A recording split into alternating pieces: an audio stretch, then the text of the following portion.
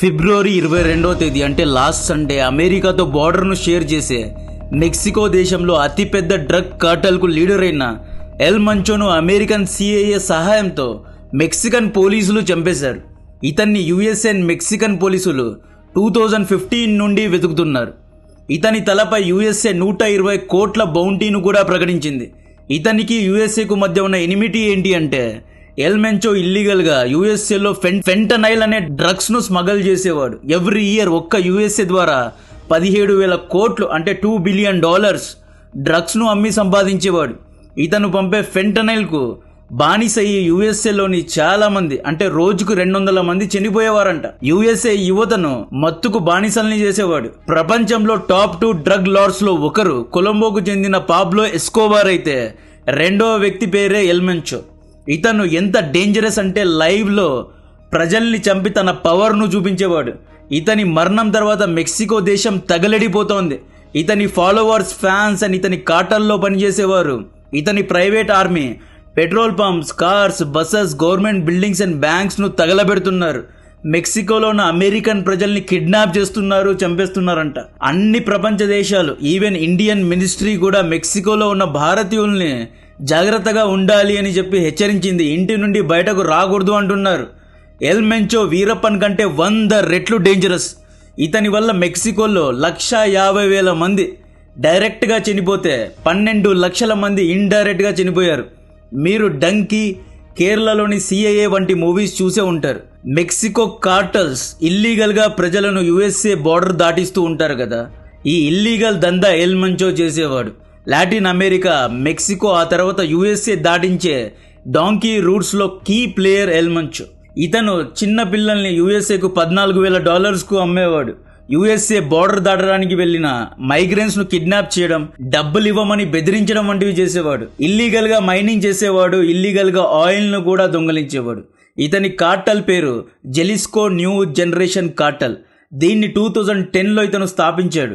వీళ్ళ దందా ఏంటి అంటే చైనా నుండి మేత్ వంటి రా మెటీరియల్స్ ను కొనుక్కొని మెక్సికో అడుగుల్లో ఉన్న ల్యాబ్స్ లో మేత్, హీరోయిన్, ఫెంటనైల్ పౌడర్ లేదా పిల్స్ ను తయారు చేస్తారు. యుఎస్ఏలో అమ్ముతూ ఉంటారు.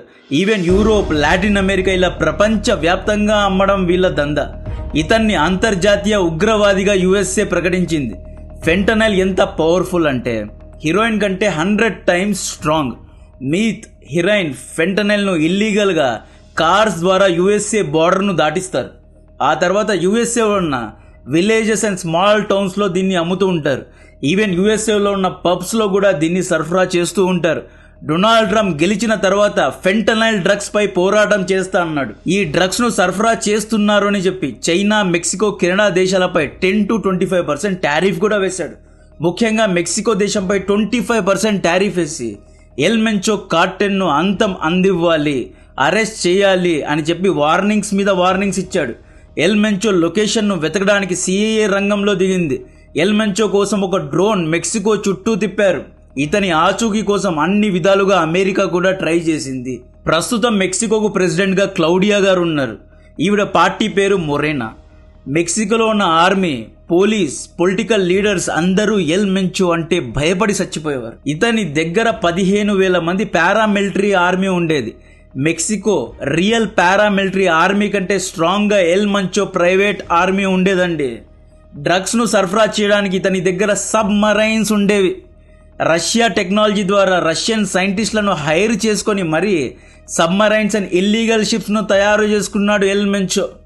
పాబ్లో ఎస్కోబార్ లాగా మెక్సికోలో ఉన్న ప్రజలకు ఫ్రీగా ఫుడ్ ఇవ్వడం, ఫ్రీగా డబ్బులు పంచడం, ఈ విధంగా రాబిన్ హుడ్ తరహాలో ఇతను మంచికి మంచి, చెడుకి చెడు అన్నట్లు ఇల్లీగల్ గా డ్రగ్స్ అమ్మి సంపాదించిన డబ్బును పేదలకు పంచేవారు. ఈ విధంగా రాబిన్ హుడ్ ఇమేజ్ తో, ప్రజల యొక్క మద్దతుతో ఈ విధంగా ఇతను మెక్సికోను రూల్ చేసేవాడు.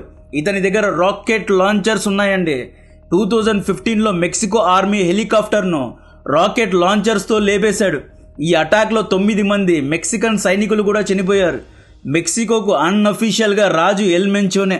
ఇతని దగ్గర డ్రోన్స్, హెవీ వెపన్స్, పిస్టోల్స్ ఇలా యుద్ధ ఆయుధాలు ఉన్నాయి. నెట్ఫ్లిక్స్ లో పాబ్లో ఎస్కోబార్ బయోపిక్ చూశారు కదా. ఈవెన్ పుష్పలో కూడా ఫస్ట్ సీన్ లో పోలీసులను ఎలాగైతే లంచాలు ఇచ్చి కొంటాడో సేమ్ అలాగే ఎల్ మెంచో కూడా మెక్సికోలో ఉన్న పోలీస్, మేయర్స్ అండ్ పొలిటీషియన్స్ అందరినీ కొనేశాడు. ఈవెన్ పోర్ట్స్లో పనిచేసే డ్రగ్ ఇన్స్పెక్టర్స్ను కూడా కొనేశాడు, లంచాలు ఇచ్చాడు. ఎవరైనా ఇతన్ని తప్పుపడితే అటువంటి వారిని చంపేసేవాడు. ప్రజల్లో ఇతనిపై భయం ఇంకా పెరగడానికి లైవ్ రికార్డింగ్ చేస్తూ చంపేసేవాడు. ఇయర్లీ 100 మంది గవర్నమెంట్ ఆఫీసర్స్ను, రాజకీయ నాయకులను ఎల్ మంచో చంపేశాడు. కాబట్టే మెక్సికో ప్రధాని క్లౌడియా కూడా ఎల్ మంచో గ్యాంగ్కు కొంచెం దూరంగానే ఉంటారు. ఇతన్ని ఫైనలీ సిఐఏ అండ్ మెక్సికో పోలీసులు ఎలా చంపారు అంటే ఫిబ్రవరి 20వ తేదీ ఎల్ మంచో తన గర్ల్ ఫ్రెండ్ను తపల్పాలో ఉన్న తన సేఫ్ హౌస్లో కలిశాడు. ఫిబ్రవరి 21 రోజు ఆ romantic girl friend safe house నుండి వెళ్ళిపోయింది. రాత్రి గడిపి వెళ్ళిపోయింది. ఈ సేఫ్ హౌస్ లొకేషన్ను సిఐఏ కనుక్కొని మెక్సికో పోలీసులకు ఇచ్చింది. ఫిబ్రవరి 22వ తేదీ లోకల్ ఇన్ఫార్మెంట్స్ ద్వారా ఎల్ మంచో ఇంట్లోనే ఉన్నాడు అనేది కన్ఫర్మ్ చేసుకొని అన్ని వైపుల నుండి మెక్సికో పోలీసులు చుట్టుముట్టి కాల్పులు జరిపారు. ఈ పరస్పర దాడుల్లో ఎల్ మంచో గ్యాంగ్లోని 4 చనిపోయారు. ఎల్ మంచో తీవ్రంగా గాయపడ్డాడు. పోలీసులకు దొరికిపోయాడు. హాస్పిటల్ తీసుకెళ్లే దారిలోనే ప్రాణాలు వదిలాడు. ఇతని హైడింగ్ టాక్టిక్స్ ఎలా ఉండేవి అంటే కొండల్లోనే దాక్కునేవాడు. జెలిస్కో, మిచోకాన్, కొలిమా వంటి రగ్గడ్ టెరైన్ కొండ లోయల్లో దాక్కుంటూ ఉండేవాడు. ఇతను మిలిటరీలో పనిచేసి రిటైర్డ్ అయిన వారిని సెక్యూరిటీగా పెట్టుకునేవాడు. ఎవరైనా పోలీసులు ఇతన్ని అరెస్ట్ చేయడానికి వస్తే ఈ కార్టల్ యొక్క గ్యాంగ్ ఇతన్ని ప్రైవేట్ ఆర్మీ వరుసగా 37 బస్సెస్ను కాల్చి పడేసేది. మొత్తం రోడ్ను బ్లాక్ చేసేవారు. ఇతన్ని తప్పిస్తూ ఉండేవారు. ఎల్ మంచో మరణం అనేది ఇండియాకు కూడా మంచి న్యూస్. ఇతని ద్వారా చైనా ఏం చేసేది, అండమాన్ నికోబార్ ద్వారా ఇండియన్ ఓషన్ గుండా దాదాపు 6,000 కేజీల మేతనబడే చాలా డేంజరస్ డ్రగ్ను సరఫరా చేసేది. ఈ డ్రగ్స్ను దావూద్ ఇబ్రహీం గ్యాంగ్ కార్టల్ కూడా కొనుక్కునేది.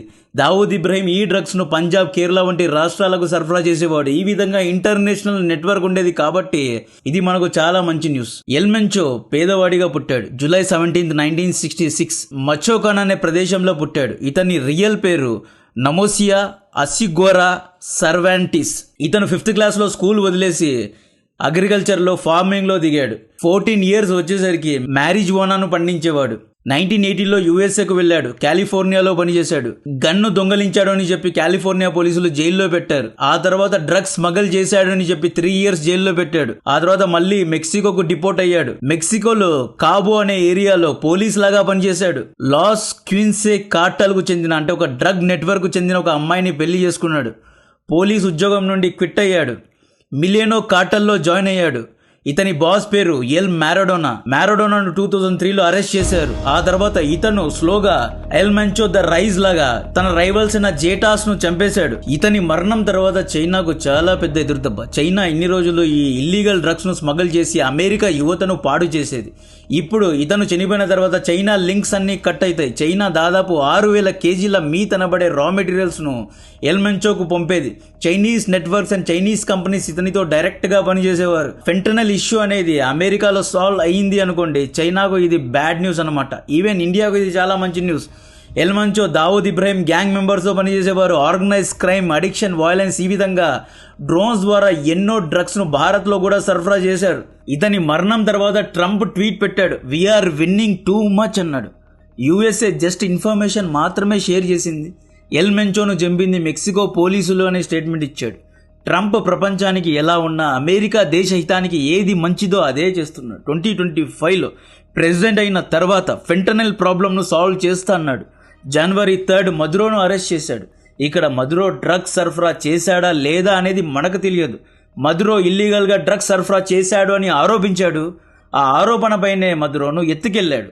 వెంటనే ఎల్ మంచో లొకేషన్ను కనుక్కొని మెక్సికో కార్టల్స్ను అంతం అందించాడు. మన దగ్గర కూడా ఒక ఎదో ఉండేవాడు దావూద్ ఇబ్రహీం అని. ఇలాగే ఇండియాలో గోల్డ్, డ్రగ్స్ స్మగ్లింగ్ చేసేవాడు. ముంబై దాడులకు ఆర్మ్స్ స్మగ్లింగ్ చేశాడు. ముంబై బ్లాస్ట్లు చేయించాడు. ఇప్పుడు పాకిస్తాన్లో ఉన్నాడు. లాహోర్లో దాక్కున్నాడు. కరాచీలో అప్పుడప్పుడు వెళ్తూ వస్తూ ఉంటాడు. దుబాయ్లో తన కూతురి పెళ్లి కూడా చేశాడు. దావూద్ ఎక్కడున్నాడు అనేది మనకు తెలుసు. అయినా కూడా మనం ఎందుకు ఇతన్ని చంపలేకపోతున్నాము? ఎల్ మంచో లాగా దావూద్ ఇబ్రహీంను కూడా లేపేయాలా అనేది కమెంట్ చేయండి. 59 ఏళ్ల ఎల్ మంచో ఫైనలీ చనిపోయాడు. ఈ విధంగా ఫెంటనైల్ ప్రాబ్లంతో బాధపడుతున్న వారందరికీ ఇది చాలా మంచి న్యూస్. ఇలాంటి ఒక ఎదవ పని చేసేవారు చనిపోవడం చాలా అంటే చాలా మంచిది. ఇతని వల్ల ఎన్ని ఫ్యామిలీస్ బాధపడ్డాయో, ఎంతమంది యువత మత్తుకు బానిసయ్యారో అనేది ఎవరికీ తెలియదు. ఈ విధంగా నా కాంటెంట్ నచ్చితే వీడియోను లైక్ చేయండి, ఛానల్ను సబ్స్క్రైబ్ చేసి అందరికీ షేర్ చేయండి. జై హింద్.